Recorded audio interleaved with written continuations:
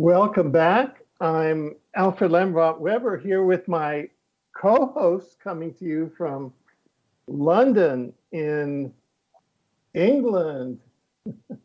I'm not going to say the United Kingdom because I'm from Scottish blood, you know. It's just too hard to say United Kingdom at this time.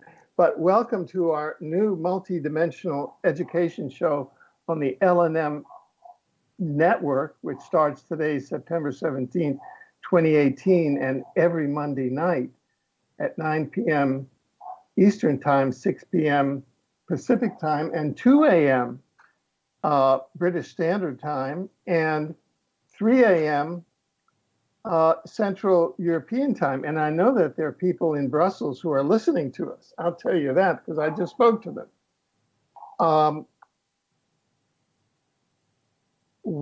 This is a show which is bringing you alternating co-hosts, Seven in the UK, and Seven will tell you more about her story, which is extraordinary. Myself, Alfred Lambremont Webre here in Canada, and Sienna Lee, who's in Cuenca, Ecuador. And we're coming to you on the LNM network based in Washington, District of Columbia. And tonight, we're starting in hour one with the Grenfell Fire Public Inquiry, an 80-page report which finds, quote, undeniably a mass murder and a crime against humanity of mammoth proportions. Let me just read an initial paragraph and then I'm going to bring in Seven to really tell us more about this. Grenfell Tower's intentional false flag demolition, quote, Twin Towers of Fire spell out the numeral 11. The Twin Towers of Joachim and Boaz represented by the numeral 11, are the central symbol of Freemasonry, a Zionist satanic cult dedicated to overthrowing religion in general, and particularly to destroying Islam and its Masjid al-Aqsa in Jerusalem, and rebuilding a satanic blood sacrifice temple overseen by the Antichrist. We now know who the Antichrist is thanks to Peter Kling. We've identified the Antichrist as Prince William of the House of Windsor. Some people say it's Prince Charles. Or Dajjal. Human sacrifice, often by fire, i.e. Holocaust, is a central preoccupation of the highest levels of Freemasonry. And this is a quote from Kevin Barrett in a radio interview with former vice presidential candidate Art Olivier. Kevin was a witness in the 9/11 War Crimes Tribunal, in which Judge Connie Fogel and myself served as judges of the 9/11 War Crimes Tribunal. So welcome, everyone. Here we have the Grenfell Fire Public Inquiry, an 80-page report finding, quote, undeniably a mass murder and a crime against humanity of mammoth proportions. And we have here with us Seven, who can tell you this, not only from the personal standpoint, but from the universal standpoint and from the cosmic law and social law standpoint. So Seven, I'm going to turn this over to you. Thank you, Alfred. Greetings, everybody who's watching out there today. Thank you for tuning in. If you're tuning in from the US, howdy, nice to meet you all. And if you're tuning in from London, greetings, everybody. It's about 2:30 in the morning, so I appreciate anybody who stayed up to listen to us today. Yeah, I mean, what can we say? It's very interesting, Alfred. The one thing I want to start with today is this evening, is on this auspicious day, because today is the day of my late mother's birthday. She would have had her birthday today if she still was with us. So it's kind of a beautiful thing that I'm sharing this evening with you all on that particular day. Now, currently we have a situation where all over London they're posting up these posters, and the poster states, I should try and pull it up actually, it states silence. Basically, they're using the whole principle of respect for the dead in order to keep people from talking about what really happened. So there's a whole psyop being played whereby they have these silent marches where nobody's allowed to speak. And now they've taken it to the next level whereby everywhere you go, all around London, they have these posters, and it has a flag trying to make it look like it's some sort of tribute to the people in Grenfell Tower, but it says silence, and it's part of the psyop that's being played. So it's very important that we bring the truth to the public. So I appreciate the opportunity to do that today.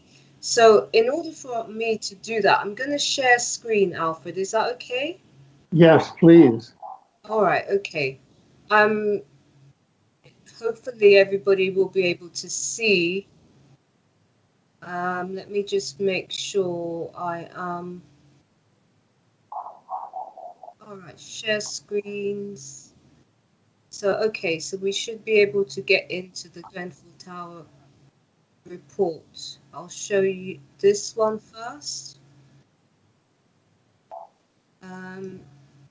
There you go. You can see this, can't you, Alfred? Yes. Okay, so what you're looking at, everyone, is this is News Inside Out. I recommend that you tune into this. It's where you're going to get the truth.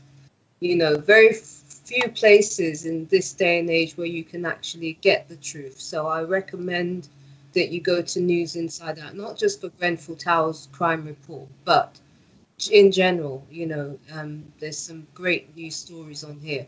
But anyway, in particular, today we're going to be talking about this.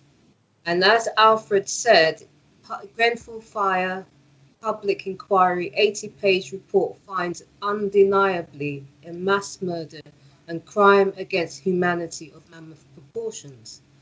Now, if anybody in the US will remember, they had a tower block which houses about 600 people ordinarily. And in June, the 14th, I believe, the 14th of June last year, 2017, this tower literally went up in flames. Concrete tower block went up in flames in just, 15 minutes. In record amount of time, this tower block was basically ignited. Now, the official story that they're telling people about this fire is that it was started by a fridge. Now, you tell me, with any common sense, I mean, we're going to get into it today, but just on a common sense level, how can a fridge accomplish this in 15 minutes? It's impossible. Now, many of the things that were flagged up, I have put in the report. So today we're going to just break it down bite by bite, and actually you can see for yourself that this was a horror movie. This was not just a satanic ritual, which we flagged up, because all the things that happened post the fire very much resembles satanic rituals. And I'll explain that a little bit more as we go on.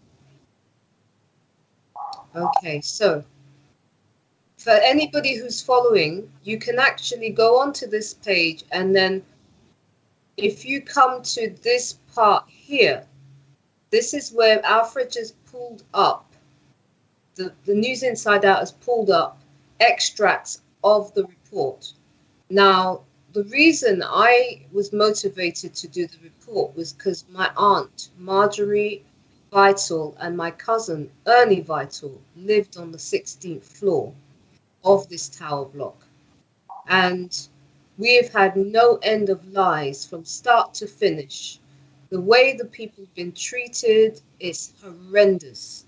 Even prior to the fire, people were being abused because they could see that this was being prepped to happen. The residents could see, many of the residents actually protest outside the building. They protest outside the housing association in connection with this for a long, long time because they knew it was going to happen. And those people who protested outside all of these housing associations, etc., a lot of them were threatened. They were threatened basically to keep their mouth shut. And this is why it's so important that we speak out. When things are happening, it's not that these people didn't speak out. They did speak out, unfortunately from them. They were put in a situation whereby the whole situation was an entrapment. It was basically they entrapped these people in the building in order not only to kill them, but to kill them in the most horrific way possible. And I'm going to read you some of the things that we've pulled up. Now, 1 second, I've got a tap that is running and it's really annoying me. Just give me 1 second to turn it off. That's better. Okay. So we're talking about a multi-layered attack on residents in their home dwelling. And when I say multi-level attack, it's because it was a satanic ritual. We established that by a number of things which I'm going to bring to your attention. But it was also a snuff movie. Now, many of you know about the dark web and that people are paying to actually see people murdered in horrific ways. This was undoubtedly also a snuff movie, whereby it was done for not only to kill, murder in horrific ways, and basically psychologically terrorize those of us who were watching this, because this was in broad daylight. It started in the evening, but it continued burning for some time, into the daytime. So in broad daylight, we had people jumping out of the windows, throwing their babies out of the window. I mean, who would do this? Why would people do this? And this is what we have to pay attention to, because there is a crime syndicate that has taken over not just the UK, but they are global. And they are what is behind this atrocity. So let's go into it a little bit more. Let me try to... All right, so just read, it says, an 80-page report, an 80-page detailed crime report and proposed terms of reference for the Grenfell Tower fire public inquiry found that what took place on the night of the 13th of June into the early hours of the 14th of June 2017 at Grenfell Tower was undeniably a mass murder and crime against humanity of mammoth proportions. This was the most wicked, brutal, vicious, cowardly act of evil and domestic terrorism ever committed in the United Kingdom. Okay, so basically this crime report was compiled on behalf of my family and everybody that lived in the building, because only within 48 hours we were already able to determine that this atrocity was fully planned, completely planned, and it is consistent with why we are seeing posters everywhere telling the people to be silent. This is what is going on right now. So this is what we learned from eyewitnesses.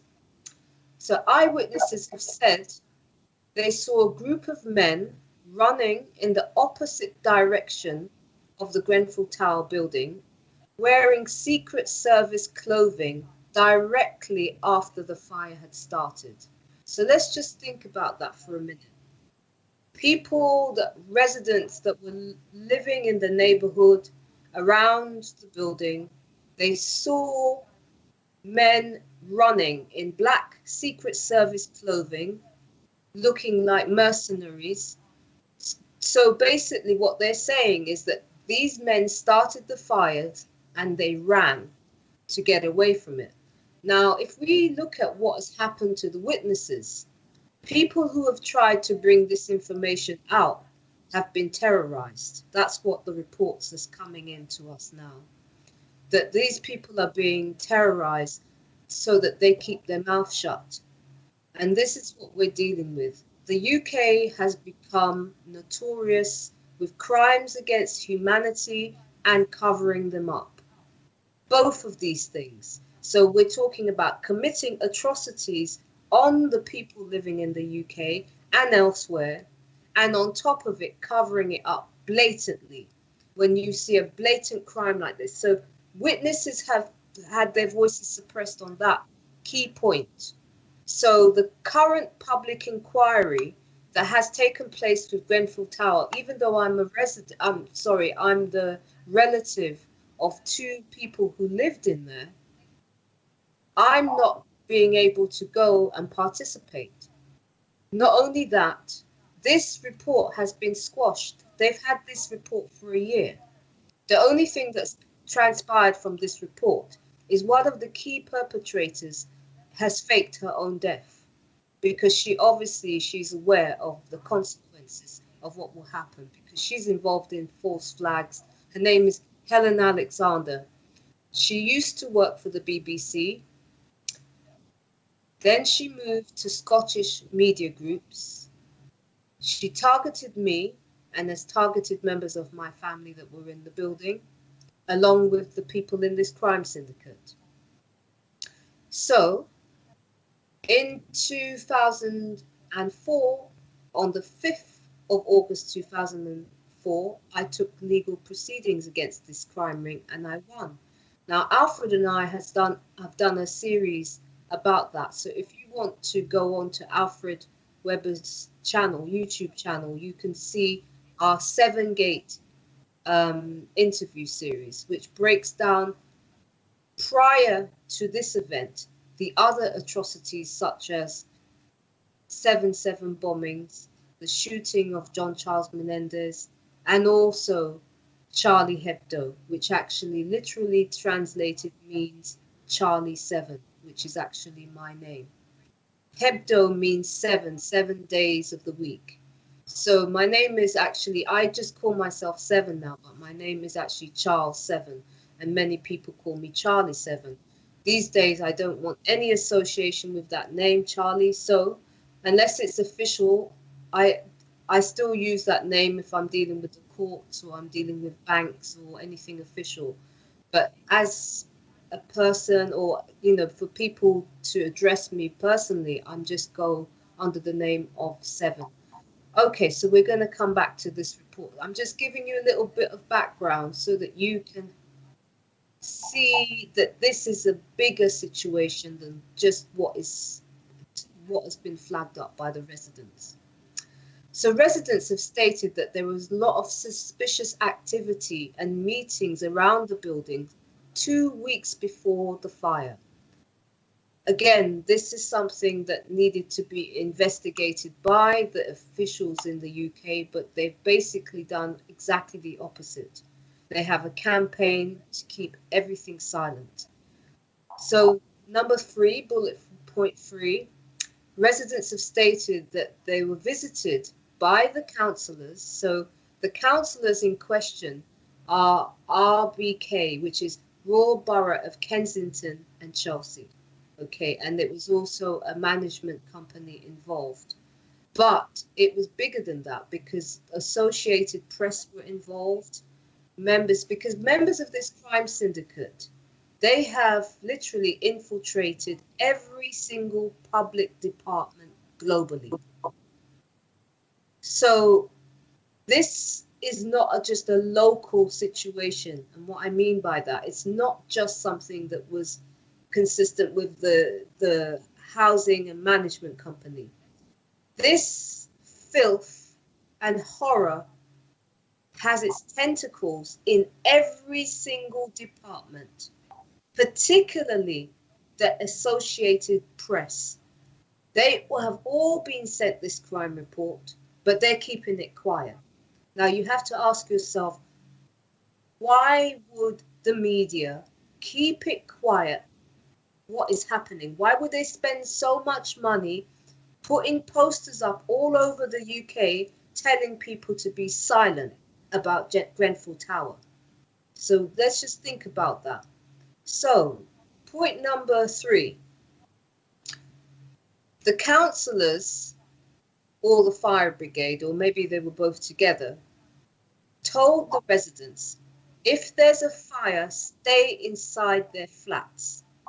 So basically what you have is 2 weeks before the fire, you had the councillors, who are all part of this crime syndicate, go to the residents and actually tell the residents, stay inside your flat, so that they would become entrapped in the building.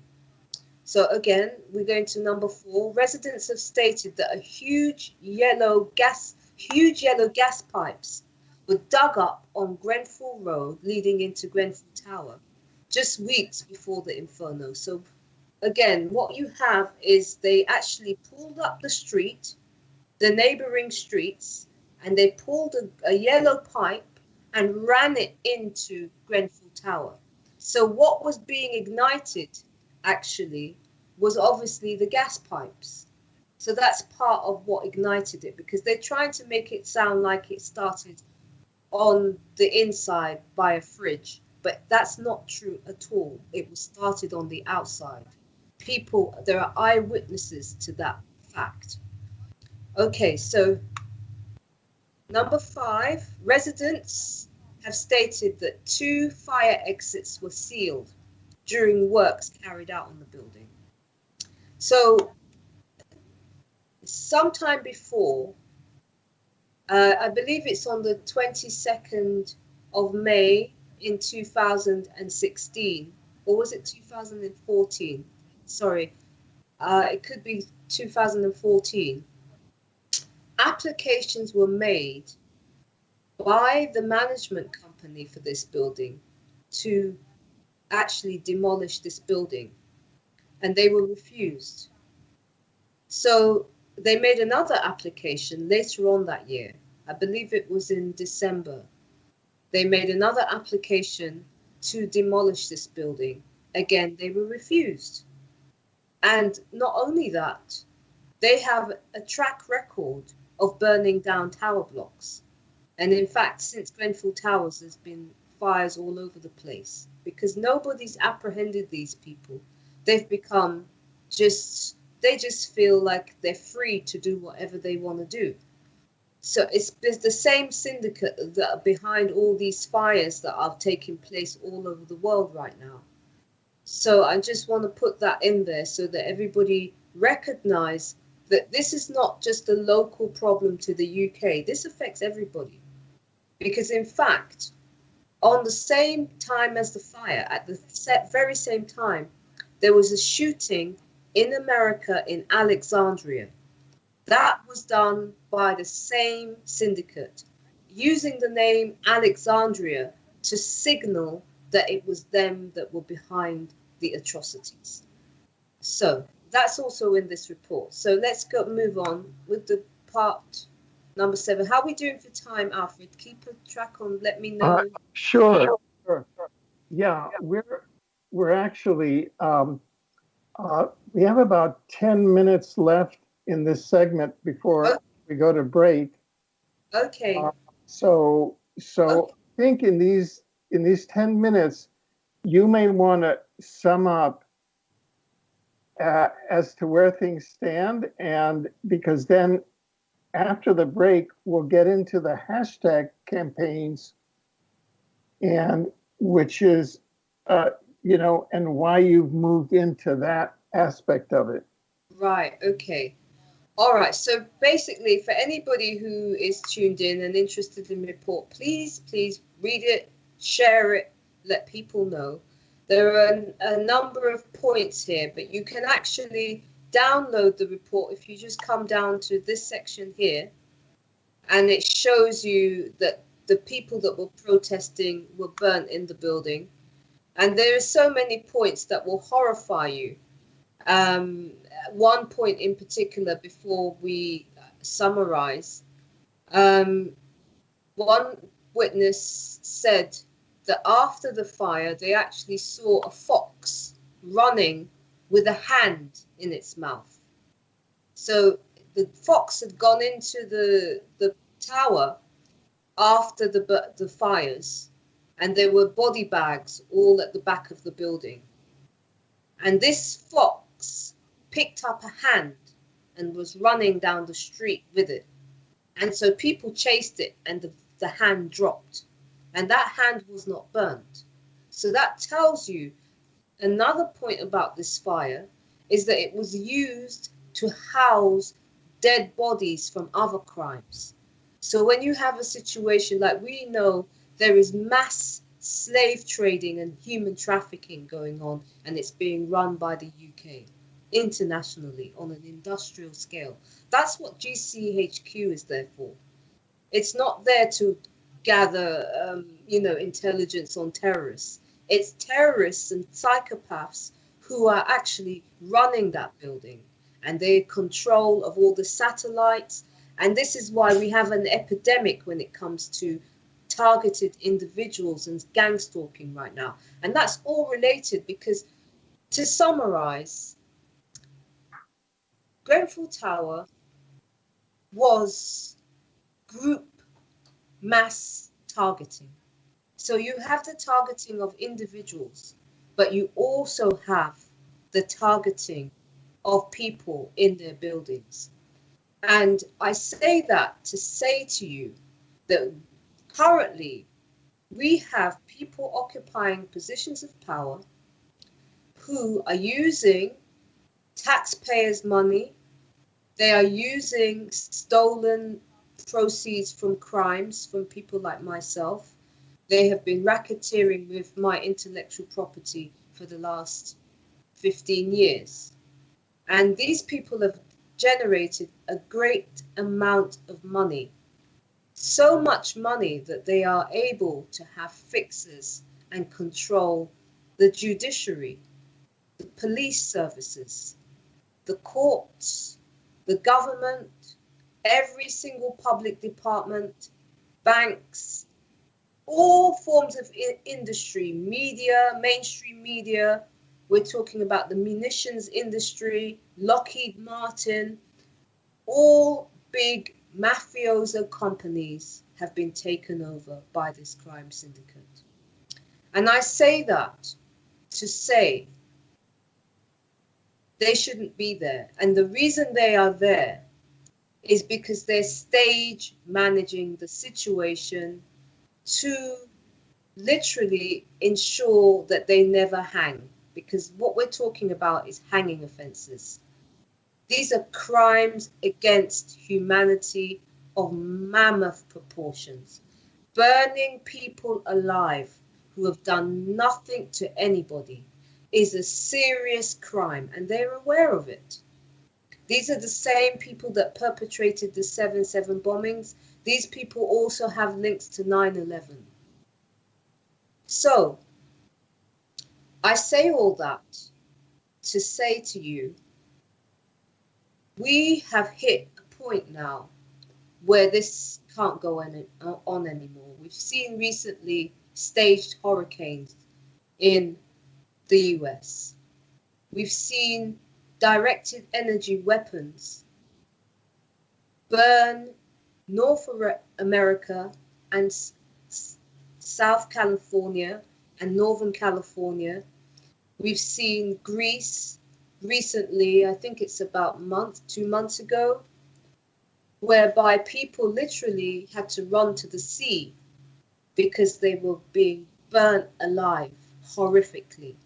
The same thing was done in Sweden and in fact all over the world. If you actually type in fires all over the world, you'll see that never before in history have you seen so many fires taking up buildings on a rapid scale.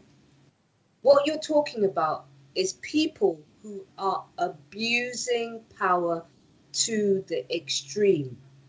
And because there has been no real challenge to them, they're stage managing what happens now. They've killed all these people. And so what they're doing is stage managing how this whole inquiry takes place. So they have their gatekeepers within the inquiry. It should be an inquiry, should have people representing the residents on the panels. There isn't. There's one man called Morbic who's a judge. We don't know who he is, but the record of his previous cases showed that he was involved in all sorts of horror stories prior to Grenfell Tower and ensuring that victims never got justice. So he has been placed there to ensure that just a theatre production takes place.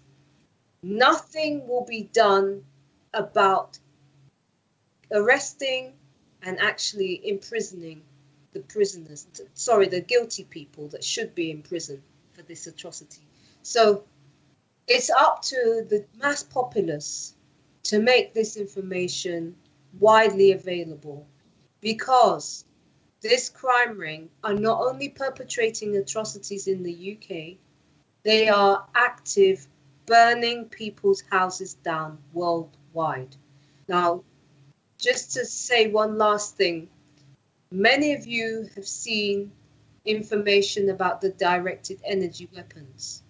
And these directed energy weapons have been found to leave the trees standing and only the core of the tree to be burning. So the greenery is left exactly as it is, and buildings have been turned to dust, just like 9/11. We see the same hallmarks taking place in different areas. So I ask you to share the report on behalf, not only for the people in Grenfell Tower that were horrifically burnt alive. I mean, they found my aunt and my cousin hugging in a bathroom. They were so burnt that their bodies were stuck together. They were fused into an embrace. And it's part of a whole terror campaign that is being done to many of us. So we really, really ask you to read this report, send it to them, let them know you know. And I'm going to come on to the hashtag campaign, and that's what the hashtag campaign is really about. So here we see, should we start talking about the hashtag campaign, Alfred? Well, yeah, we can come up. We have about a minute left in this segment. Did you Sure. ask any questions, Alfred? Or... Well, after the break, I'll tell you what. Let's just tell people about the network a bit, and then we'll come back after the break. How's that? That's fine. Thank you. Yeah. So you're listening to TrueTube.co on the LNM network, and we, after the break, once Seven start sharing the hashtag campaign, which we can all participate in. I know that I've begun to have all of our media outlets participate in the hashtag campaign.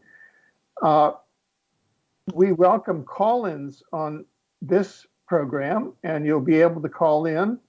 The call-in number is 202-559-7943. That's 202-559-7943. And we'll open the phones toward the second half of the second hour. And there's a chat room, so don't forget that we have a live listen chat room over at LNM Radio Network. It's at lnmradionetwork.com/LNM official chat room. And this is a listener-sponsored network and a listener-sponsored syndicated station. So subscribe and donate. You can subscribe and donate at lnmradionetwork.com/donate. Now, I don't know if you're going to go into if we're actually going to go into a commercial break here, because I don't hear anything.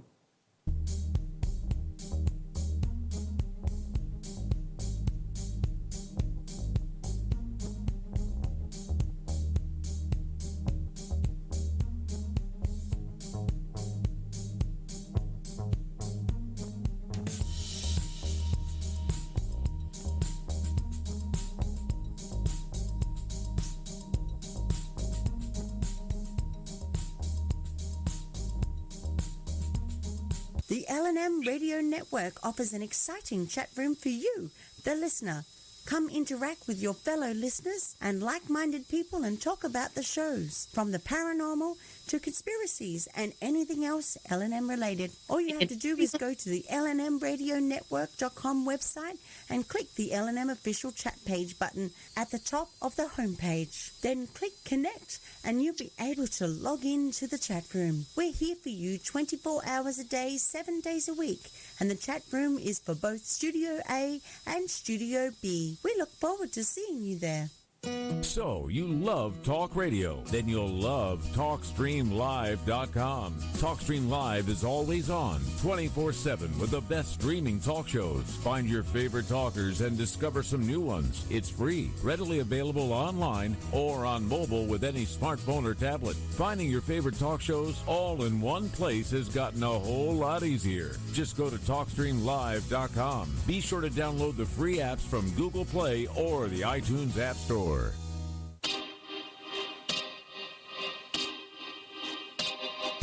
This is Jason Bland, host of Paranormal Soup on Late Night in the Midlands Radio Network, and we're streaming as a webcast to our Facebook page, Midwest Paranormal Presents Paranormal Soup, where we have guests who will blow your mind, live ghost box sessions where you can call in to see if the spirits will talk to you, and the World Wide Web of Weird with the latest in paranormal news and evidence. We're bringing the weird every Sunday night, 11 p.m. to 1 a.m. Eastern on the LNM Radio Network. Do you own a laser printer, copier, or a fax? Well then, listen close to this announcement. Laser Technologies has been providing high-quality, frustration-free toner cartridges that are guaranteed not to harm your equipment for over 20 years. Laser Technologies will save you on your supplies with high quality and fast delivery. Savings up to 50%. Laser Technologies supplies toner, imaging drums, developer and cartridges for most of the major brands. For a price quote, send an email to service@laser-technologies.com. Include your printer make and model for your part number. Call us at 561-792-9600. That's 561-792-9600. Laser Technologies, providing 100% of the quality at a fraction of the price. 561-792-9600. How to know if you should reach out to a friend. Your friend might be worried, sad, grumpy, angry, stressed, weird, rebellious, anxious, antisocial, lonely, sleeping less, sleeping more, eating more. Look, there are a lot of things to watch out for, but you know your friend best. So if they're not acting themselves, why not say something? Find out how you can help a friend with their mental health at seizetheawkward.org. Won't you stay and play with me? I'm having a tea party. It's such a lovely day to have a tea party. I'm having a tea party. I'm having a tea party. Won't you stay and play with me? Some knowledge belongs to us and us alone. The way our girlfriends walk, the way they talk, the way they touch their hair. We hold details that only a sister can know about her girls. But what about our other girls? The ones that we carry with us every day. Can we describe them when everything's right? Can we feel when something's wrong? Our bond with our sister girls gives life. But knowing your breasts can save it. Go to knowyourgirls.org for the facts you need on breast health. That's knowyourgirls.org. Brought to you by Susan G. Coleman and the Ad Council.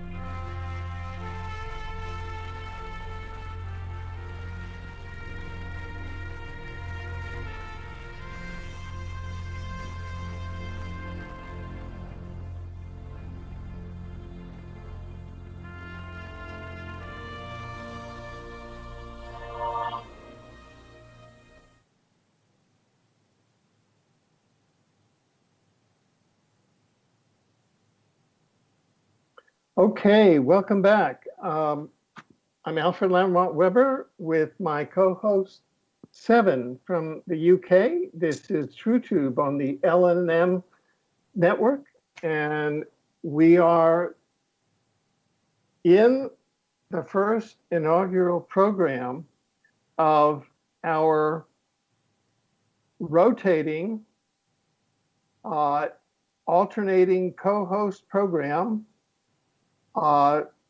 education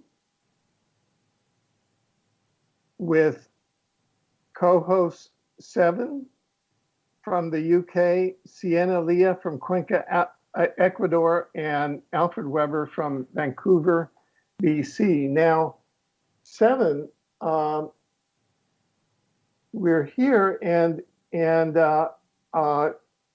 you must have gone through just a very serious searing experience coming out of the obvious targeting of your family and of the residents of London in the Grenfell Tower, following your winning what was one of the largest awards in UK history at the High Court for this criminal syndicate taking your intellectual property and then selling it. These are programs like Dancing with the Stars, and then selling it for millions of dollars behind your back, breaking legal agreements. These are, high-ranking law firms in London that you went to, who then broke their professional oaths and turned around and sold your intellectual property to networks such as ABC TV in the US and ITV in the UK and television networks throughout the world. Can you talk a bit about what you think are the connections between your winning this largest legal award in the High Court in the UK due to this criminal syndicate stealing your intellectual property and what appears to be a crime against humanity targeting your family in the Grenfell Towers, where there seems to be a connection, sort of a retribution and a sacrifice, a human sacrifice against your family, because you simply went to get legal compensation for the theft against you. Can you talk about that nexus that you seem to have discovered? Okay. Well, there is a direct link, as I said, to the crime ring who stole my intellectual property 15 years ago now, and I've been targeted by them for the last 15 years.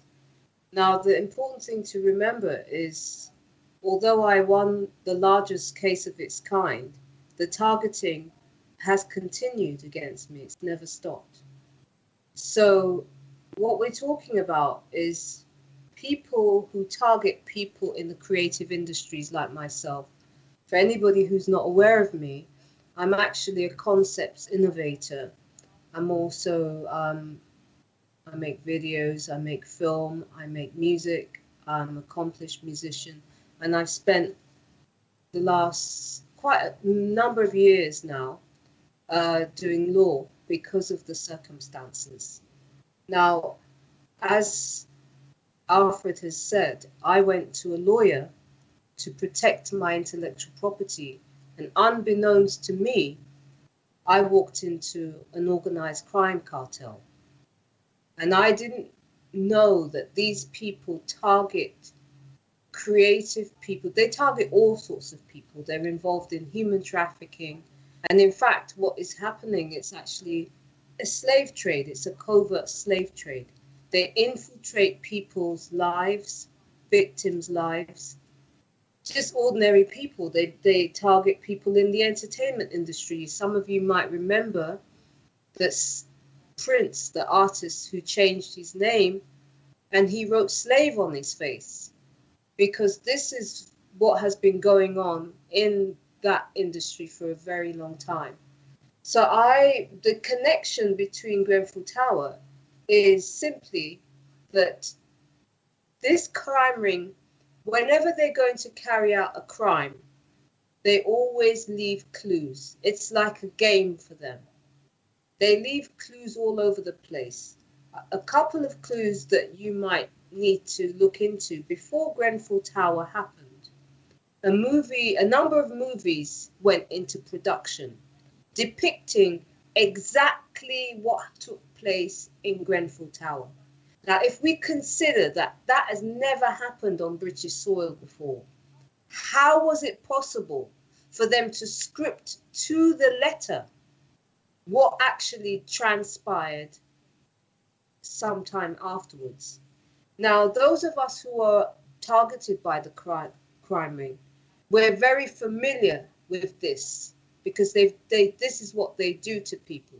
So prior to actually carrying out the crime, they will put clues in all sorts of movies, television shows, cartoons, magazines, and I discovered that everything that transpired with me was turned into a TV production. That's when I first became familiar, back in 2004. Everything that was done to me was written on this website. It's a BBC website, and the production is called Hustle. The con is on. Now, if anybody wants to have a look at the roots of where Grenfell actually transpired from, and even these people are linked to 9/11. And in fact, they brought in the 9/11 team to clear up the building. And whose picture did they use to promote it but my aunt? They used my aunt to promote the fact that the 9/11 investigation team was brought to London to clean up the remains, okay? Because it was a terrorist attack. They're trying to lull people into the false idea that this was something else, but it was a terrorist attack. So just to connect some more dots for you, there were a number of movies, one of them being, it was called Dark Tower. Now, in the trailer of the Dark Tower, it depicted a psychopath believing that the evil that was going to take place was necessary. So the movie Dark Tower was all about a tower whereby they were going to carry out evil in this tower. And the lead character was called Lord Grenfell. Now, the interesting thing about Lord Grenfell, the building and the street, Grenfell Road, was named after somebody called Lord Grenfell.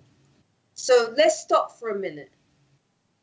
Before the actual atrocities, a movie goes into production, which is to be released at the same time as Grenfell Tower goes up into flames, with the same name, Lord Grenfell.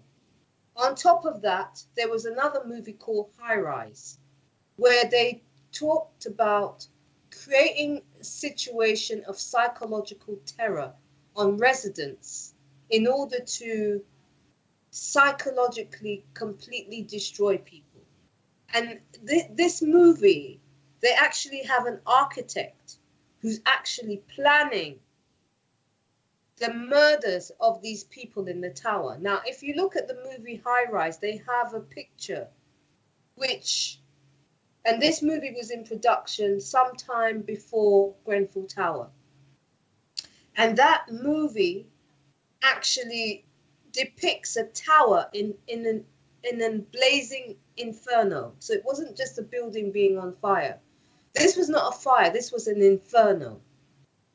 Okay, and all of these movies from High Rise, they show you exactly what actually transpired. Now, considering it had never happened before in the UK, somebody must have known what was going on. Not only somebody knew what was going on, but these people were the people that were engineering it. So they get ghostwriters. So that's faceless, nameless people to draft out the crime, and then sometime afterwards they carry it out in real life. We've just seen the same thing happen in America with the movie Hurricane. Now, I made a video to warn people just days before, weeks before, because I saw there was going to be a movie called Hurricane.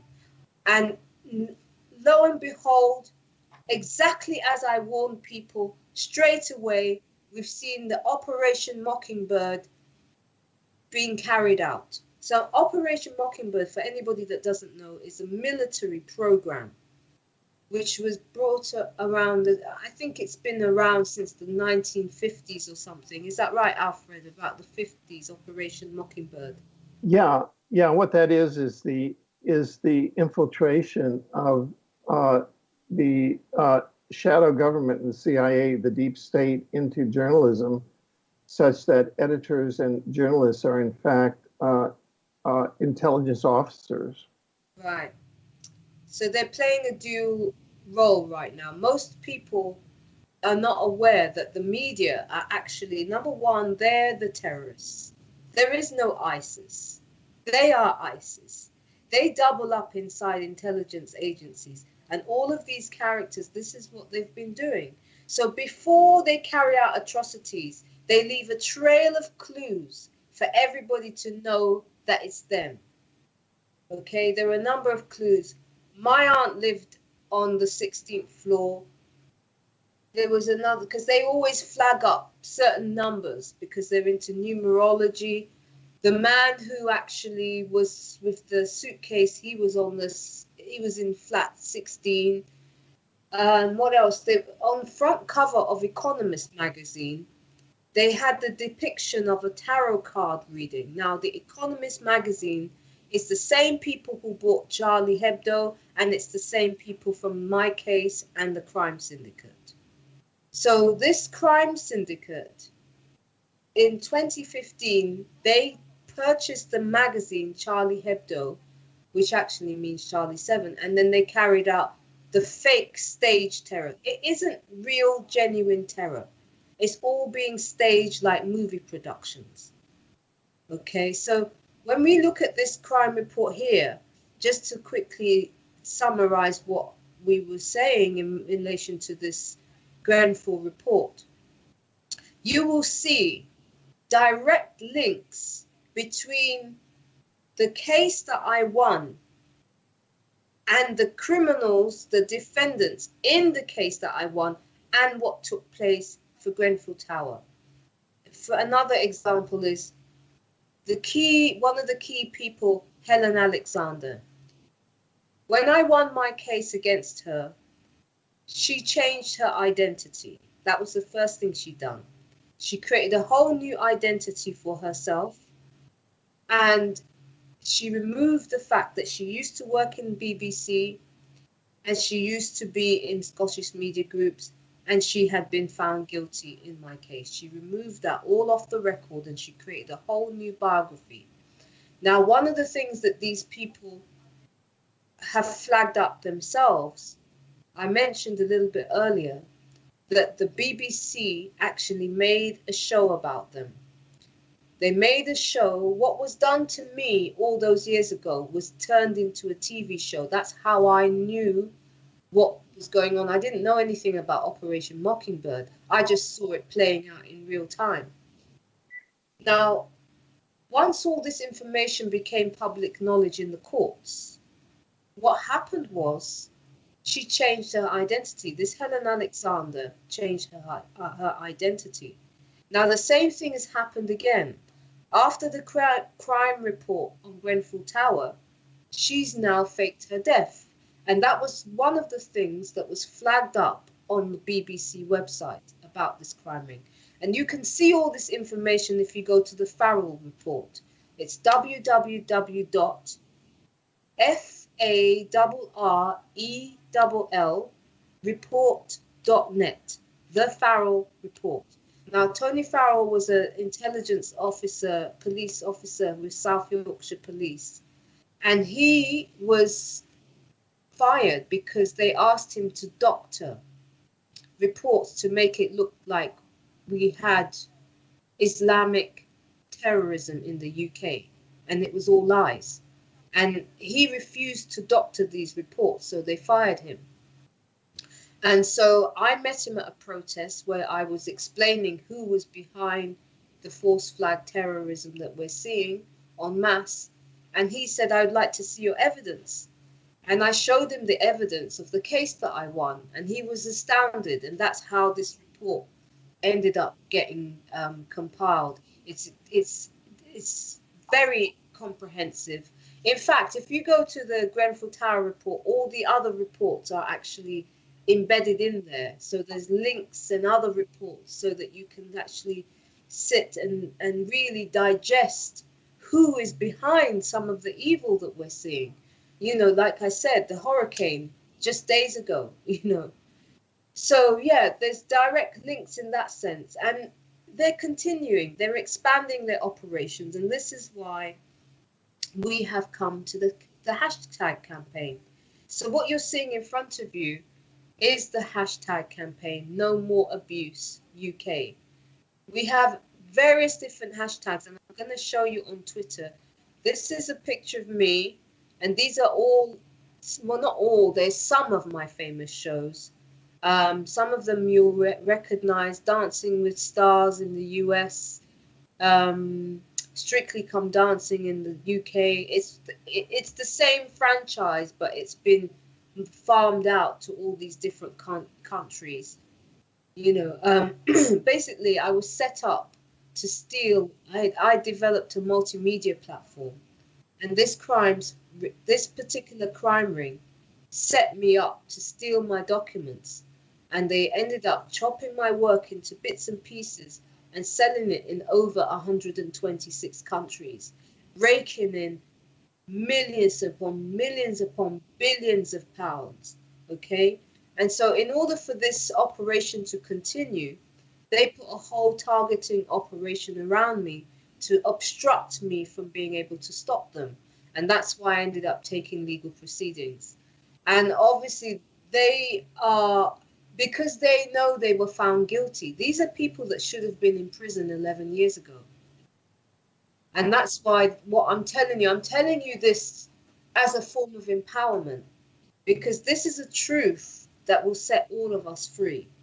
Once this particular truth becomes public knowledge, you have a group of psychopathic maniacs who have infiltrated at the highest level every sphere of influence, okay? Doesn't matter where you are in the world right now, they have co-opted it. So I'm telling you, because we have the capacity to take that truth and put it out there so that it becomes, well, because they suppress everything in the media, they've controlled the media. So the reality is we have to become the media, and we are the media now. And so the fact that we are now media opened my eyes, and just looking at this whole situation opened my eyes to what do we do about it. We know they're doing false flags. We know they're murdering people.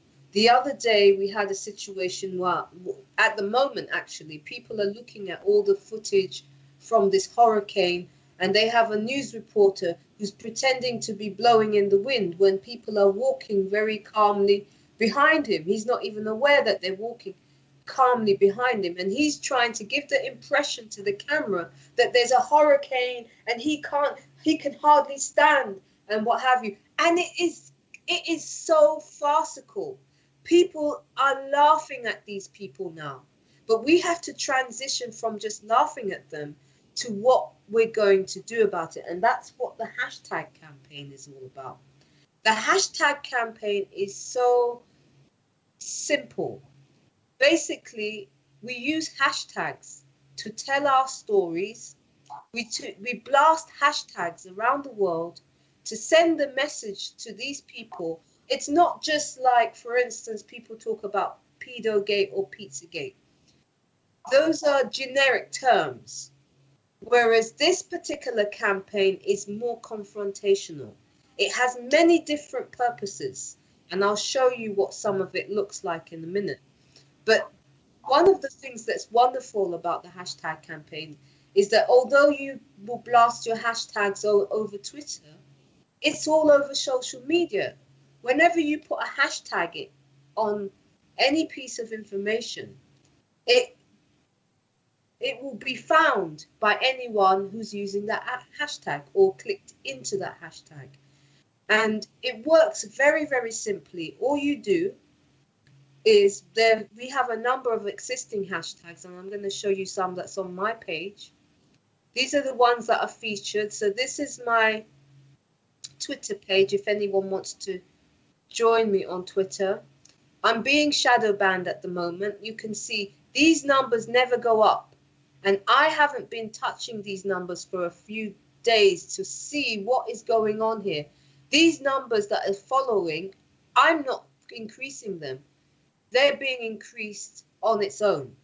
So that's just a side note. So these are not the actual figures of people that are involved. It's way bigger than that. And we've had some amazing successes, and I want to talk about that as well. How much more time do we have, Alfred? Yeah, actually, Dal and the management, we have an extra 20 minutes because we started late. So, so we have 50 minutes.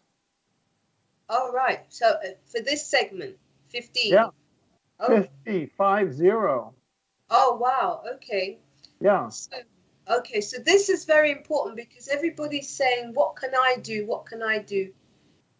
And it all boils down to this. We have had enough of it. We can see the atrocities day after day. They're getting ramped up on a rate that is basically, quite frankly, people are in danger all over the world. Because when they decide to strike, you have no idea whether it's going to be you, your neighbor, your family members. These people are in positions of power, and there are mechanisms to pull them out, peacefully pull them out. Iceland did it in 2010, I think. They got rid of all the corrupt bankers, all the corrupt mainstream media, all the corrupt government figures. You know, they basically cleaned up shop. Now, 8 years on, we are still watching this filth unfold at a breakneck speed. Now, in my time doing legal proceedings against these monsters, I've learned a thing or two. So, as I run the Solutionaries Media Network and TV network and radio network, etc., my interest has been, how do we, as a collective humanity, come together in a way that can be effective, where we can all utilize the tools that are available to us in order to shut this evil down. Now, the quickest way I could think of was hashtags. And the reason why I came up with this was because I saw so many of the Americans were doing the, what was it called? It was release the memo. But in that situation, it was just one hashtag. They used one hashtag and everybody jumped on board one hashtag. Whereas what we're doing is we're blasting multiple hashtags. And the beauty of this is because every single one of these hashtags creates a link and a page. So you can effectively click on anyone who blasts this If you have 1,000 or more people blasting these hashtags, that means that each of these are a page. So let's have a look and see. We're going to click on this one, for instance, and see what's in there. So effectively, they become like websites. See, so now here we have no more abuse hashtag, which we started. When I spoke to Alfred on the 30th of August, this hashtag didn't exist. Now we have loads of people participating daily. And, you know, you can create your own hashtags. You know, it's not about, it's good that we all use the same ones, but you can actually start your own. Like, for instance, Alfred quite rightly started the hashtag no more vaccines, you know, and because that's a very important issue. There are a number of important issues that affect us. And what's happening is that they've basically created a situation whereby every means of getting remedy is blocked. Everywhere we go to get remedy is being completely controlled by people that are controlled by the crime syndicate. If they're not in the crime syndicate themselves, then they're on the payroll in one sense or another. So this is what we face. This is the reality of the situation right now. We're dealing with people who are killing, murdering, and genociding people like it's an everyday job. In fact, that is their job. The job of most of these people in positions of power is how do they find new ways to murder masses of people and not be caught. That's what's happening right now. That's the reality. And we have to come to the understanding, understanding, and overstanding that this is where we are. We have to come to the realization that they are not working for any of us, any member of the public, any member of the mass populace. They are not working for us anymore. However, they have to give the illusion that they're working for us. You see, they're doing their crimes covertly because they haven't been confronted. The UK are well known to be bullies, terrorists, slave traders. They have had that history for centuries. They're used to being those kind of people. Look at the tourist attractions in the UK. You've got the Tower of London, where people were burnt alive and killed. And, you know, they have all these horrific places where all these atrocities happen. And they have it as tourist attractions. That shows you the mentality of the people in this place called the UK. None of them are wise. There's no wise people in any of these places. There's no reasoning with any of these people. They expect to kill people in horrific ways and put out posters for everybody to be silent and everybody act accordingly. This is what is happening right now worldwide. So here's the way we address it, the hashtag campaign. We have created direct hashtags. Get the murderers out. MSM, which is mainstream media, murder for profits. Get the criminals out. Stop MSM false flags. So that's mainstream media. Stop SRA, which stands for satanic ritual abuse. You have all different types of hashtags, but you can click any of them now and people are posting in them. You know, it's bigger than any one of them, us. It's not my campaign, it's everybody's campaign. This is for everybody because people are being targeted en masse. Right now, people are being targeted on an industrial scale. And we've had our voices taken away from us because there is no media representing us, which gives a false illusion that everything is hunky-dory, when meanwhile, people are being literally brutalized. What the UK are doing is against the Geneva Convention. And so what we're doing is we're using these hashtags as messages in a bottle. We're using them to educate people. We're using them to empower people. People who have been voiceless for God knows how long have now got a voice, now feel that because anybody reading these threads can get a picture of what is happening. People are posting their own stories into these hashtags. So whenever you type in no more evil, you're going to come onto one of these pages. So if I take you back to my page, and you'll see we've got all sorts of hashtags. Because if we just did one hashtag, they would have shut that down a long time. Because they have a huge operation. In fact, I'm talking about it here. The 77th Brigade.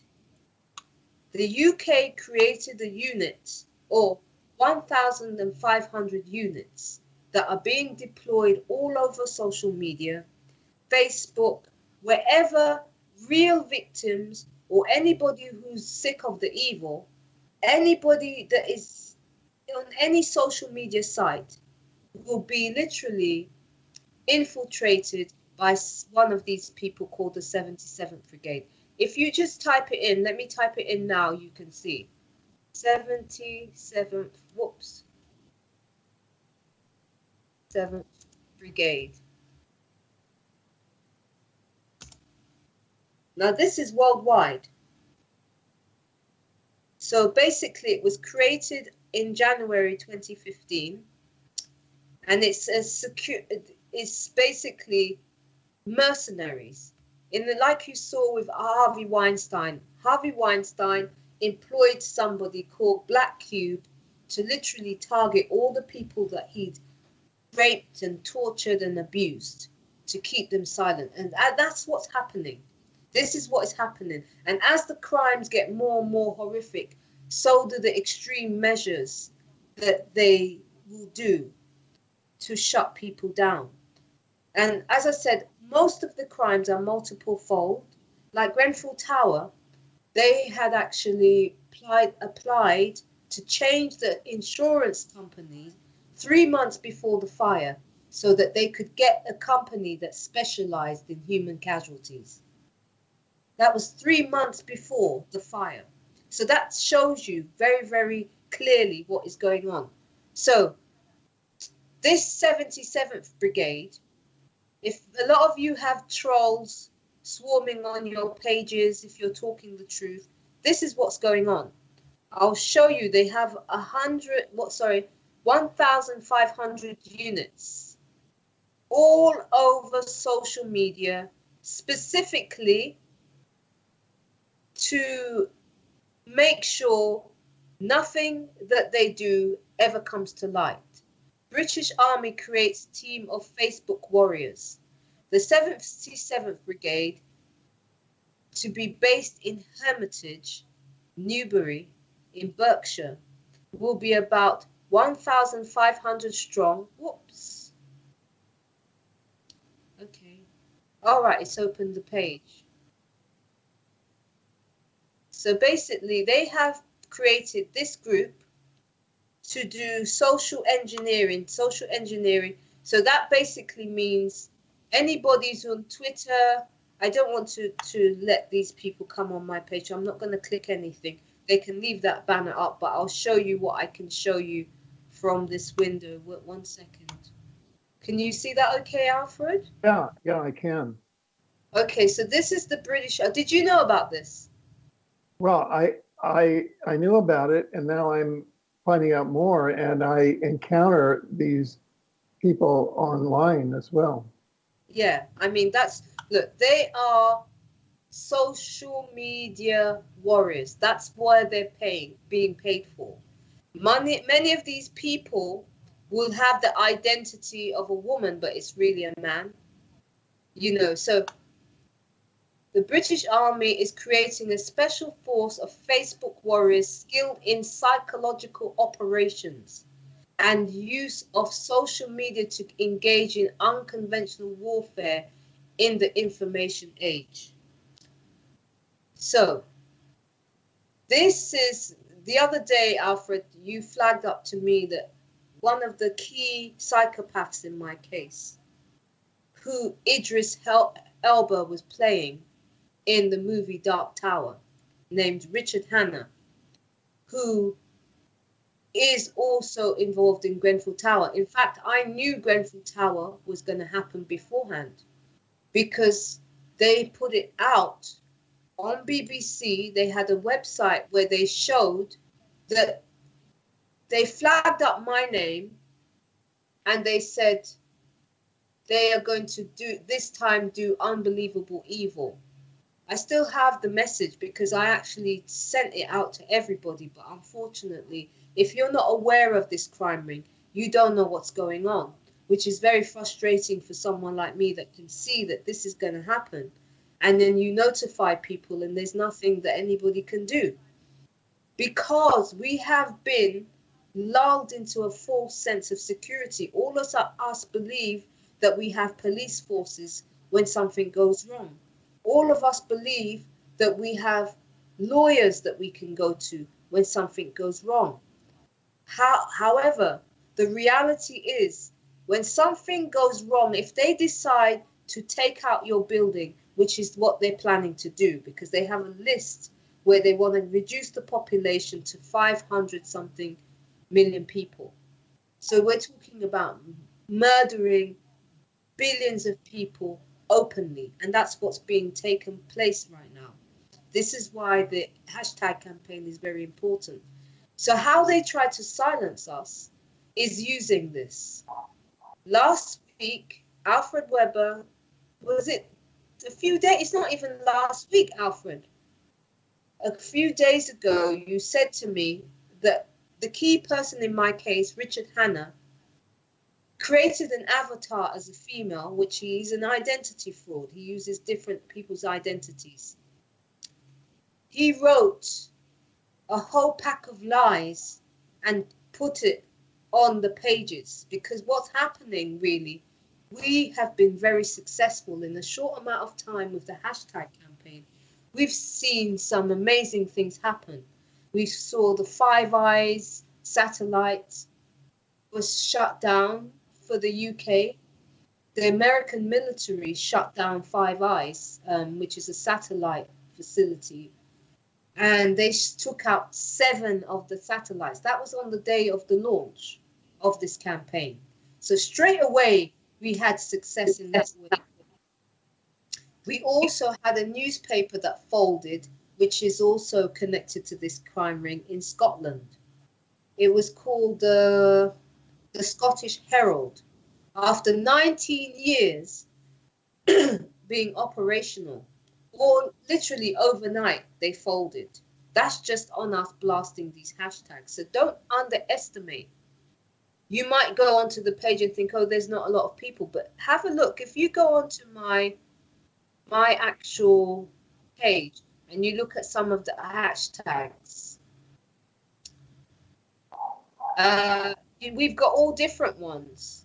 So we have Enough is Enough, Rise of the People, Get the Murderers Out. We've seen that one.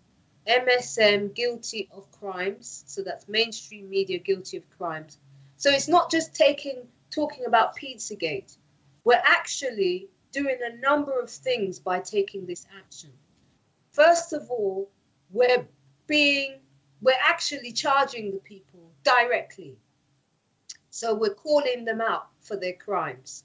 We're letting them know that we know. That is actually even a hashtag. We have a hashtag, we know what you've done. Okay, so what we do is we blast them also to their own organizations, because there are people working under these institutions that are not aware of what their bosses are up to. They're not aware that these people go to work every single day, business as usual, and work out how to murder more people, how to make more people suffer. So we're calling it out in hashtags.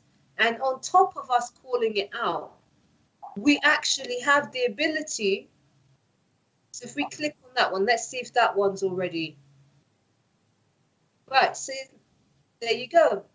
So people, all you have to do is put your hashtag there and it's going to display documents. So a lot of you are being targeted. This is something real that you can do. This is something that you can do to be effective. Because another win that we had this week, this week, government mass surveillance breached human rights, says the European Court. That was also in the last few days. That's September the 13th. Today is only the 18th. So we've been blasting these hashtags heavily since the 31st, the launch. So from the 31st of August to, we're talking about 13 days later, we've seen 5 Eyes satellites taken down. We've seen one newspaper, the Scottish Herald. If you type it in, the Scottish Herald folds. We type that in now, and then you'll see that was on the 4th. So Scottish, because I want to show you this, because I want to show that it's effective. Herald newspaper.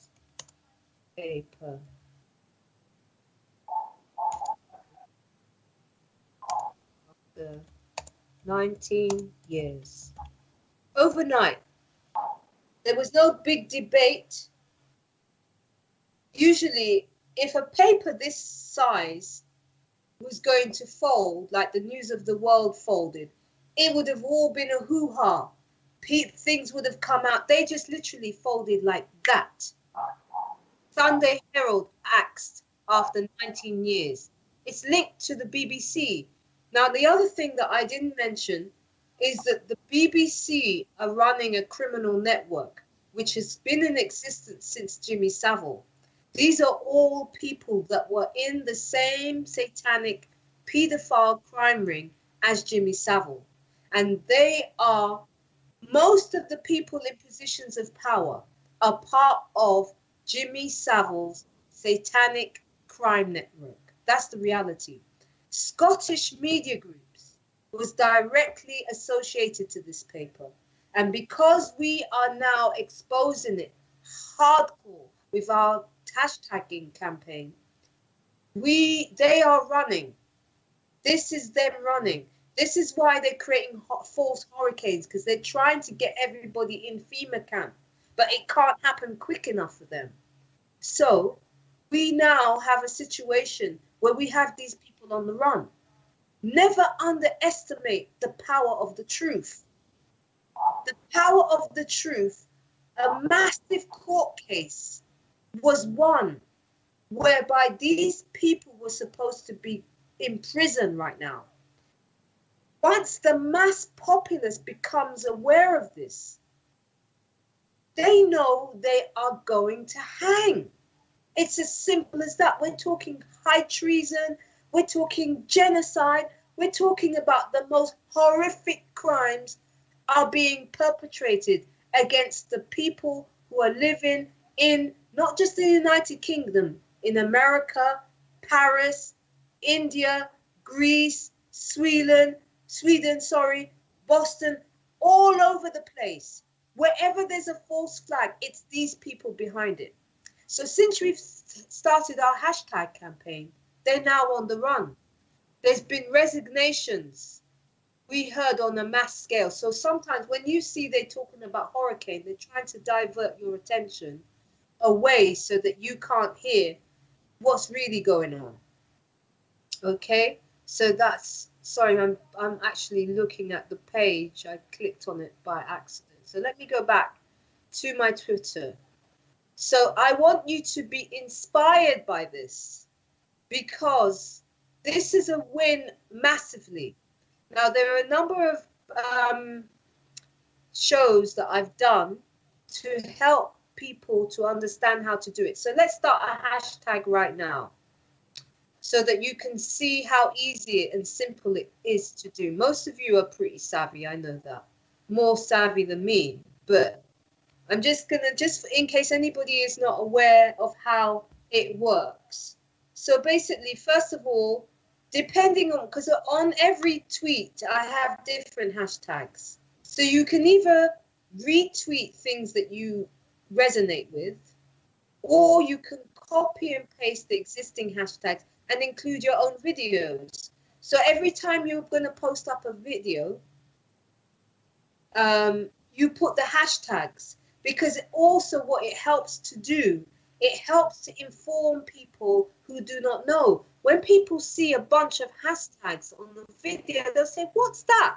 When they click on it, they're going to go into the site and find the information. Stop MSM false flags. So for instance, anybody who still believes in the illusion that the mainstream media is not, they're a nice people and they're just reporting the news as it happens.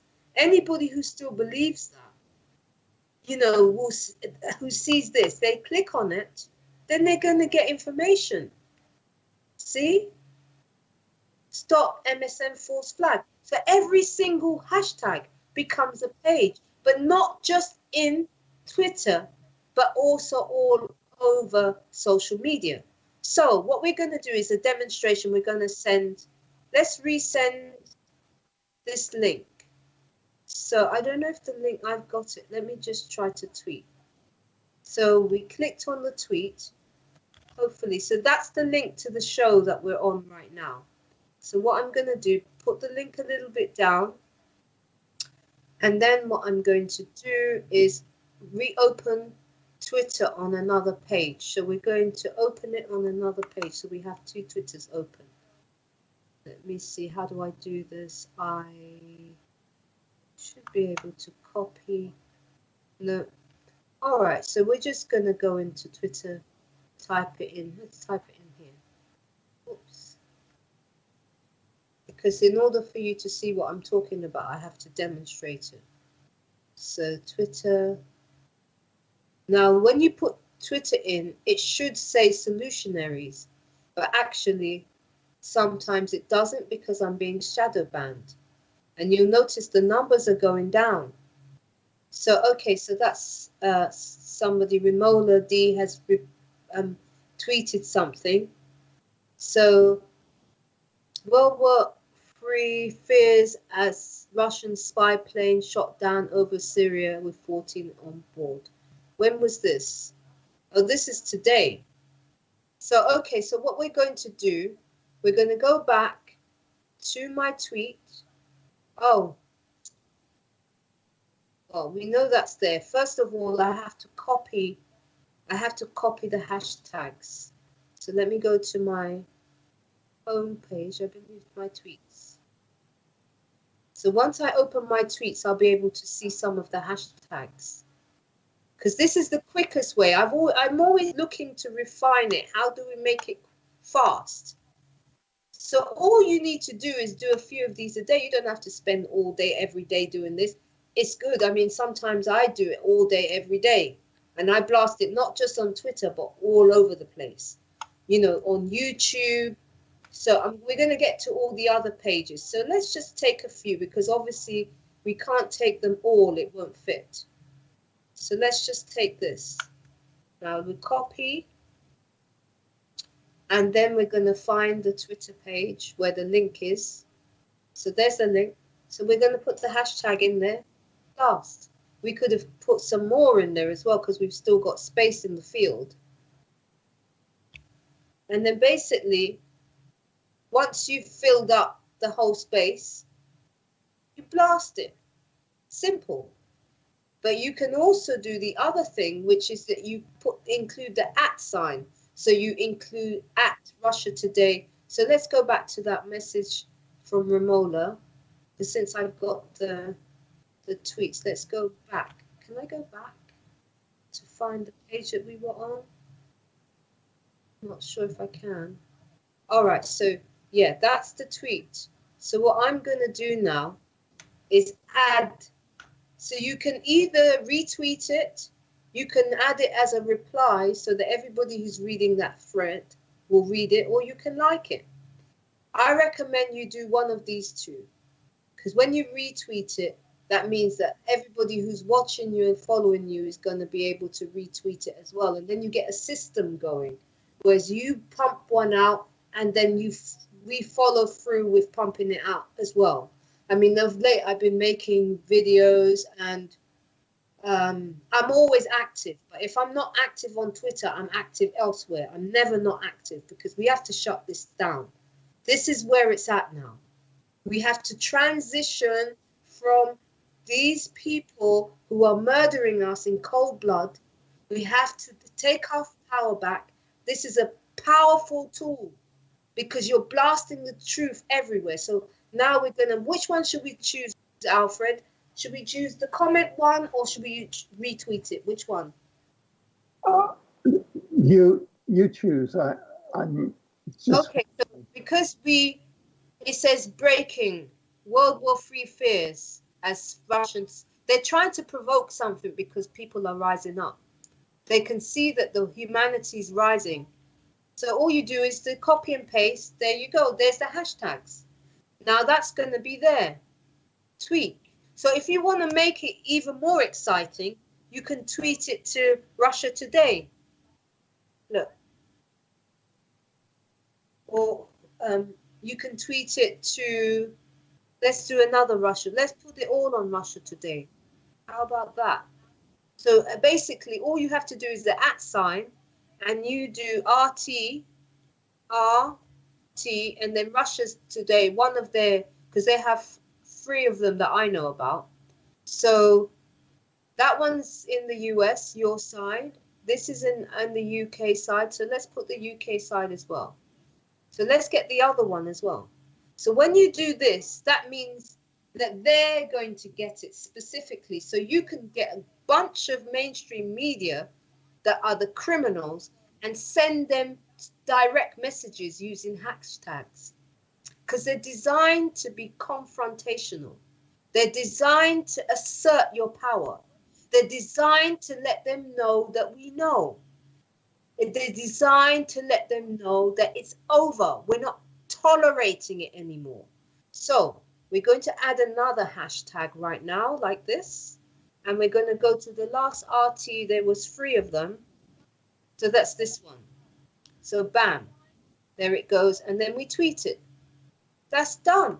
Now, if you commit to doing 10 of these a day or 5 even 3 of them, to all your audiences, and you get everybody on your thread to literally participate, we are going to spark the biggest revolution, because it's not a hashtag campaign per se. It's a hashtag revolution. This is the revolution. We have arrived, people. Our time is right now.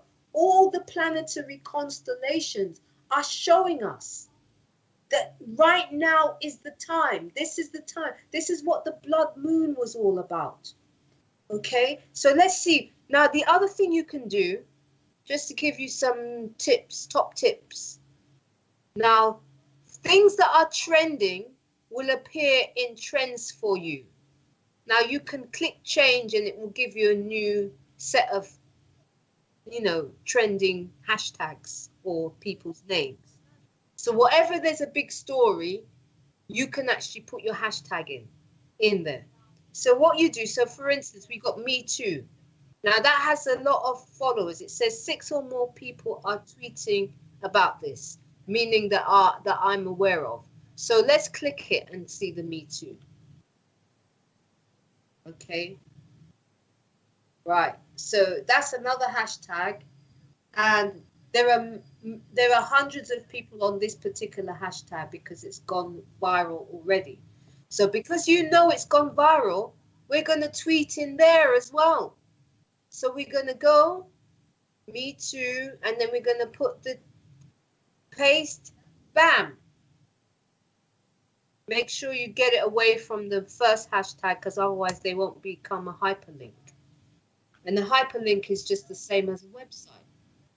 So we're going to put a video in there. What video should we put in there?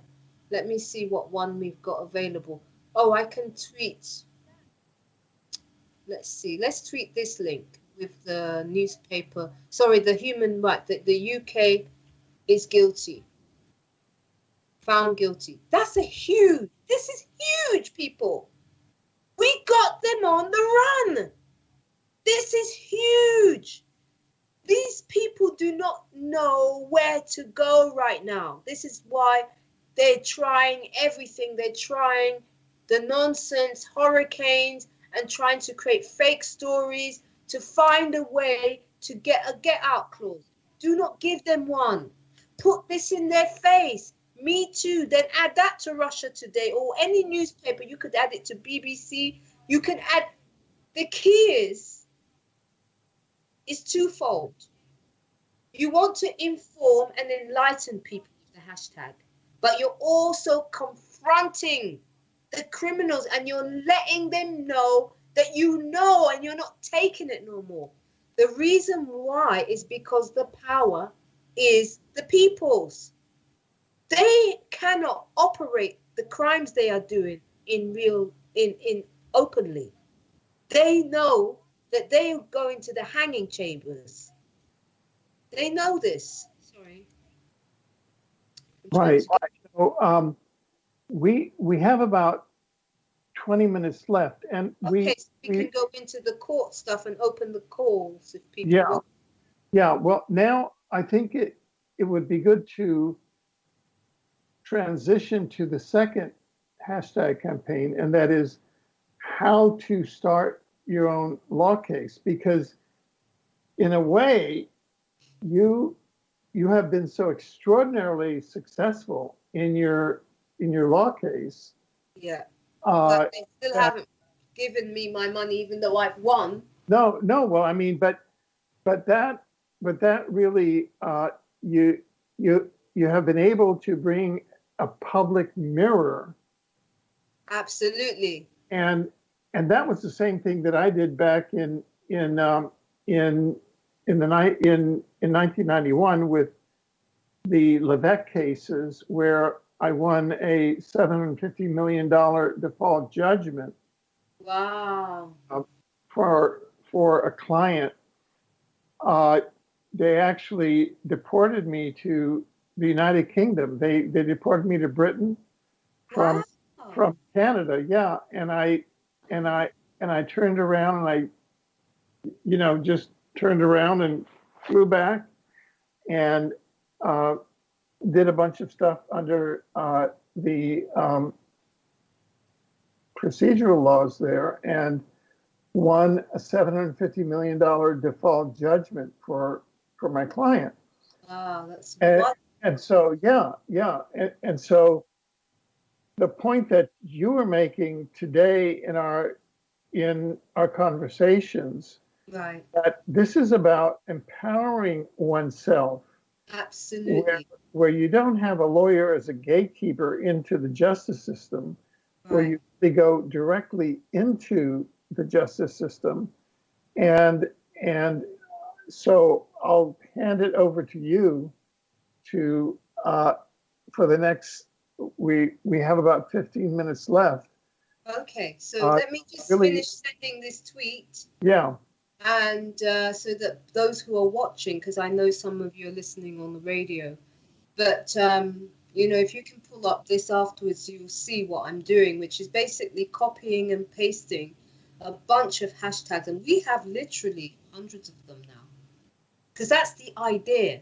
The idea is to saturate every single place with these hashtags, because whoever clicks on any of these hashtags is going to see the truth. They're going to see us. If there's thousands of us doing this, all you do is click tweet and your hashtag is gone. It's a hashtag missile. That's what it is. It's a missile. That's how you got to see it, perceive it. It's going to destroy the evil, because we're not tolerating it anymore. If we had just done, for instance, one hashtag or two hashtags, that's easy to control. If people are doing hundreds of hashtags telling the truth on these hashtags, like some of the hashtags says, report the truth or get out, and you blast the mainstream media with that, they're going to realize, because the power is the people's. The power belongs to the people. This is why they spend millions of pounds in suppressing our voices, because that's where the power is. They have no power. They've stolen our power, and we haven't stood up to get it back. So this is where we're going to transition. So that's the hashtag. There's actually a new point that I'm adding to the third one. Currently, we have the hashtags. That's one of the solutions. Okay.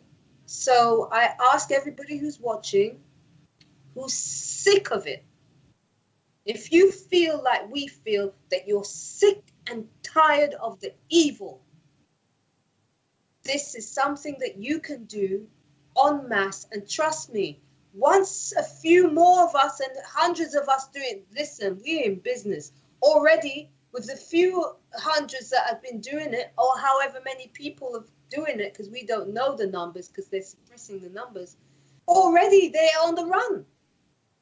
Can you imagine if thousands of us, if every person who's listening to this broadcast now says, oh my God, I didn't know that was happening, I'm going to blast those hashtags, go on to my Solutionaries Media Network Twitter page, or you go to Solutionary Media Network on YouTube. And that's the other side of it. When you open a video, when you put out a video, let's put it this way. If you make a video, a vlog, a video, you post videos on YouTube, on social media are actually accusing people of what the criminals are doing. This is how they have managed to stage this thing and stage manage themselves. They always pretend to be the victim. So people report the truth about false flags. What do? They shut people's channel down saying, oh, it's a hate crime. So the beauty of this hashtag is if you put in the front of your video, no more abuse, it makes it clear that you are against hate crime. You see, that's the other side that is, it's wonderful. There's nobody that you can actually accuse you. If you've got a hashtag on the front of your video saying no more evil and no more abuse, stop the abuse, there's nobody that can come at you and say that you're committing hate crimes. So this is why we encourage also making videos and put them in your videos in the title of the videos.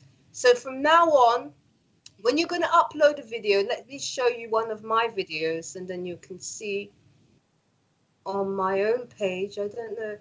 So basically, all the videos that we do, it starts with either no more evil or no more abuse. And then on the front in the descriptions, we include all the bunch of hashtags. So anybody watching the show or anybody watching the video can see the hashtags and copy them and start blasting them around. You don't have to limit it to Twitter. You can embed these hashtags into people's comments on videos. Spread it out. Don't keep it localized in one area, because if you keep it localized in one area, what they'll do, they'll find ways to suppress it. So keep it broad. Blast it in different groups, not just in the same groups all the time. Keep blasting them. That's how we're going to grow. So the other side of it is the important side, is the court case side of it. And one other side that I've really realized the importance of.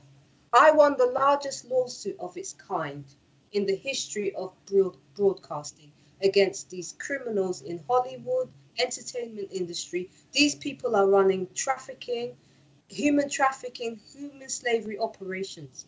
I won a case against them legitimately in the British courts. They owe me billions of pounds, which can change everybody's life, which can change. They literally owe me trillions of pounds. It isn't billions, it's trillions. And that's part of why they're trying to suppress me. And they're literally attacking me left, right, and center, because if that money goes into the hands of somebody like me, we change the whole world overnight. So another part of the solutions that I want to bring to the table is for you people to contact the media and tell them, pay Seven what you owe. Pay that money. Pay up now. Hashtag and tell them that you want this money. It's for the people. It's for the rise of the people. It's to clean this filth out. There's a lot of wounded people who have been tortured, terrorized. And I am one of the people in this world who's owed a large amount of money, probably larger than most people will ever hear about in their lifetime. Okay? They're holding on to this money, which belongs to me, and it belongs to every one of you out there who wants to make a change. So I'm asking you as a solution that you contact the networks and say, pay Seven the money, pay up for what you stole, and blast these organizations, blast these people, because what we have to do, part of what we need to do is get the money off them, because it's the money that is giving them the power to do the evil. They're bribing people, taking over people's countries. We need to claw that money back. On my own, they don't feel like they need to give it to me, but I'm telling them they need to give it to me. Now, if everybody en masse chimes in, pay Seven what you owe, and you make some noise about it. All these famous TV shows, they've been murdering people on the shows, behind the shows. I have a video called Mediagate.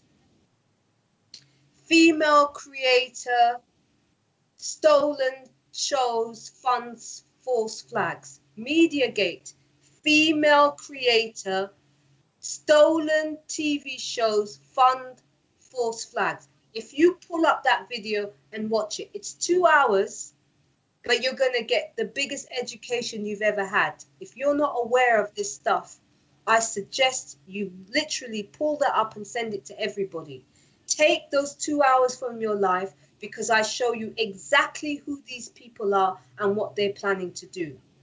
I do live investigations on the show, and I show you that they owe me £7 trillion. Well, actually, it's more than that. But even if they gave us that, we could literally clean up the world next week.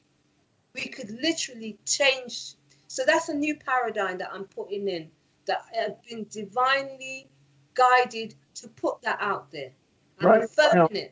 Yeah, we're in the last 5 minutes, so if you want to maybe sum up what we've learned in this entire hour, or maybe in the 2 hours, and also how people can reach you.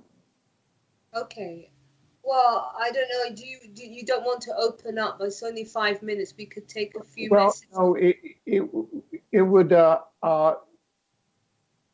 I don't think that they would have time to call in Right. Okay. in 5 minutes. Sorry. Okay. It's not enough time. I didn't know if it was something that you could see some of their questions on the feed or whatever. But anyway, yeah, I think we are at a brilliant time where we have to take all the messages that are coming to us from the heavens. We have transitioned into, instead of being people that are not empowered, we are empowered. This is what the court case, do your own court case. For those of you who want to do your own court case, I know more about the British side of things. I'm looking into the American side. I think it's actually the same. I've done a number of videos of how you can do your own court cases. Okay.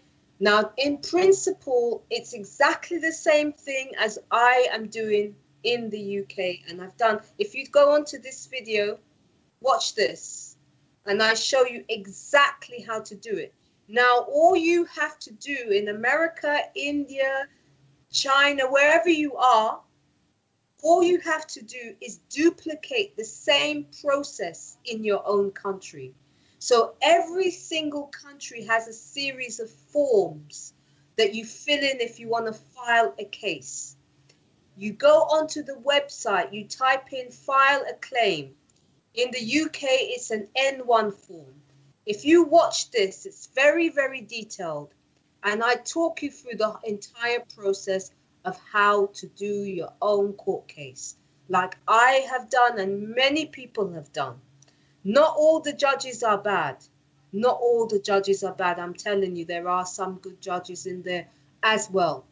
And the thing is, we have to start thinking like bosses. We have to start thinking like bosses. We are the bosses of the people in the public positions of power. You are the boss of them. They're not the boss of you, okay? They're public servants. Doesn't matter what country they're in. You are the boss. You are sovereign. Stop calling yourself citizens. Citizen is a slave. Subject is a slave. You are sovereign. That means that we are transitioning from externalizing power, giving people power that do not know us, do not care about us, are robbing us, trying to terrorize us, try to vaccinate children, and we're talking about butchery.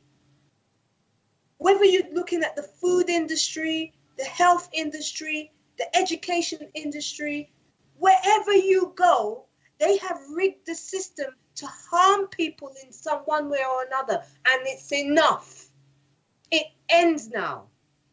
And this is the spirit we have to go forward on. So I'm asking everybody, participate. You are an empowered being. You're here. If you're born and alive today, you were born for this. All of us were born for this. So let's make it happen. No excuses. Let's become self-sufficient. We don't need centralized governments anymore. I want to leave you with this last image. As I was just about to say this reminded me, because I had an epiphany the other day. This blew my mind. Listen to this. I want you to close your eyes and visualize this. One man facing 1 billion people, and those 1 billion people are asking that one man for justice. You have millions of people expecting one man, Trump, to give them justice. Okay? I'm not saying for or against him. I'm just saying he's one man. You're the ones with the power. You're the billions. He's only one person. If every single person was to recognize that you have the power, you would stop waiting for him to arrest, because people are waiting for arrest Deep Slate, clean the swamp. You can clean the swamp. Start issuing these proceedings one by one. Do it individually. Those of you who know each other, you can do it as a collective. A group of people come together to do a lawsuit. But we have a situation where there are trolls, they're agents, they have the 77th Brigade mass on mass infiltrating groups. So it's the power is in your own individual person, standing up for your life, for your family, for your friends, for your loved ones. You stand up, because there are not a lot of people. Sometimes some people are living in families where the people are not awake. You might be the only one in your family who's awake, but it doesn't matter what anyone says to you. They are planning to try to kill us. That's the reality. If we don't take action, this is what we're facing. Every single day, they're trying to find a new way. Now they're trying to provoke Russia so that Russia will retaliate, so that they can bomb up the whole place. That's what's going on right now.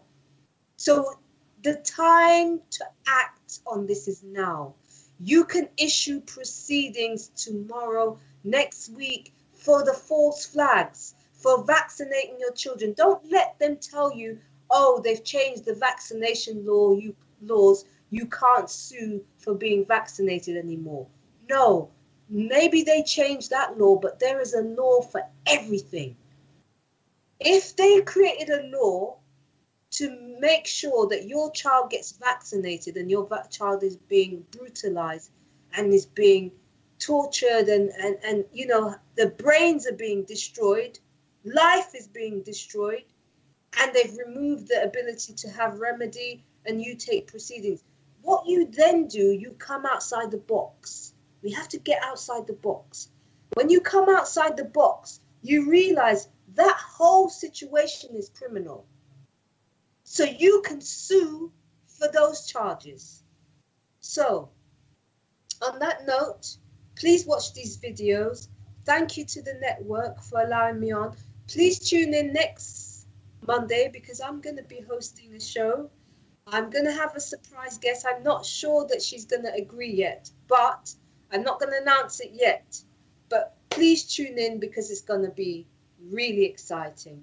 You know, thank you for everybody on the network. Thank you, Alfred, for giving me the wonderful privilege of being able to share the information. Yeah. Well, Seven, thank you so much. I knew that you were the person to come here to inaugurate our multidimensional education show on the LNM network with alternating co-host Seven from the UK, who has just been our co-host and guest today, but with myself, Alfred Lambremont Webre from Canada, and with Sienna Lee from Ecuador of Rise Multiversity.